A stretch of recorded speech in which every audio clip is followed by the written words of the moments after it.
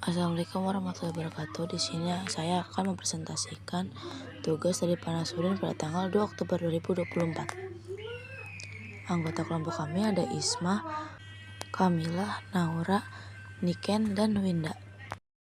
Di sini pendahuluan ada single board komputer dan single board controller merupakan teknologi komputasi dalam satu papan yang memiliki perbedaan fungsi dan kegunaan yang unik. Definisi single board komputer adalah komputer lengkap yang tersusun dalam satu papan sirkuit terpadu, mencakup semua komponen yang diperlukan untuk menjalankan sistem operasi dan aplikasi e-board komputer. Sedangkan single board controller adalah papan sirkuit terpadu yang dirancang untuk mengontrol perangkat atau sistem secara langsung, biasanya digunakan dalam aplikasi industri dan otomatisasi.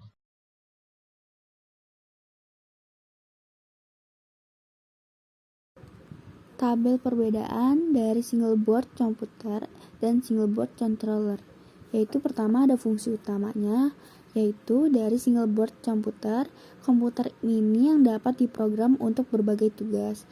Kedua ada komponennya, prosesor, RAM, penyimpanan, port 1/0, seringkali dengan sistem operasi.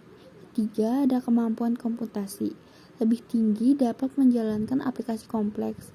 Keempat, ada fleksibilitas sangat tinggi, dapat diprogram dengan berbagai bahasa. Lalu yang kelima ada contoh penggunaan, proyek IoT, robotika, pembelajaran mesin, dan servis kecil. Yaitu perbedaan dari single board controller, yaitu fungsi utamanya ada mengontrol perangkat atau sistem secara spesifik. Kedua ada komponennya, microcontroller, memori terbatas, port 1/0, seringkali tanpa sistem operasi. Ketiga ada kemampuan komputasi, yaitu lebih rendah, fokus pada tugas kontrol. Keempat ada fleksibilitas, lebih rendah, umumnya diprogram dengan bahasa khusus. Kelima ada contoh penggunaan, kendali motor, sensor, aktuator, perangkat rumah pintar. Selanjutnya ada fungsi. Yang pertama ada fungsi dari single board komputer. Biasanya single board komputer digunakan untuk proyek prototipe atau sebagai sistem peraga dan dapat dioperasikan dengan sistem operasi seperti Linux. Yang kedua ada single board controller. Single board controller memiliki kemampuan kontrol yang sangat presisi, memungkinkan pengguna untuk mengontrol perangkat dengan detail dan ketepatan yang tinggi. Kesimpulan yang kita ambil dari materi single board komputer yaitu sistem komputer lengkap dalam satu papan, dapat menjalankan OS dan aplikasi.